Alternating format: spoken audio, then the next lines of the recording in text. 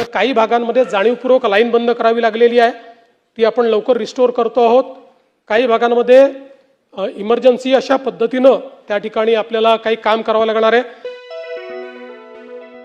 वसई विरार परिसरात मुसळधार पावसाने नागरिकांचे मोठे हाल झाले आहेत. पूर परिस्थिती निर्माण झाल्याने काही भागात 6 दिवसांपासून वीज नाही, मोबाईलला नेटवर्क मिळत नाही.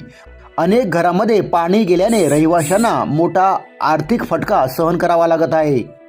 वसई विरार परिसरातील पूर परिस्थितीबाबत विधानसभेत मुख्यमंत्री देवेंद्र फडणवीस यांनी माहिती देत सर्व विभागाच्या प्रशासकीय यंत्रणांना आदेश दिले आहेत. पहा, ती आज आपल्याला गंभीर दिसते. ती विशेषतः वसई विरारची परिस्थिती आपल्याला तिथे गंभीर दिसते.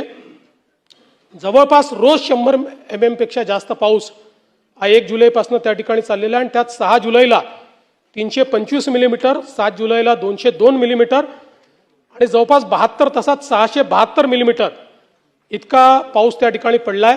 तिथे NDRF आणि SDRF दोन्हीच्या ज्या कंपन्या आहेत त्या ठिकाणी ठेवलेल्या आहेत.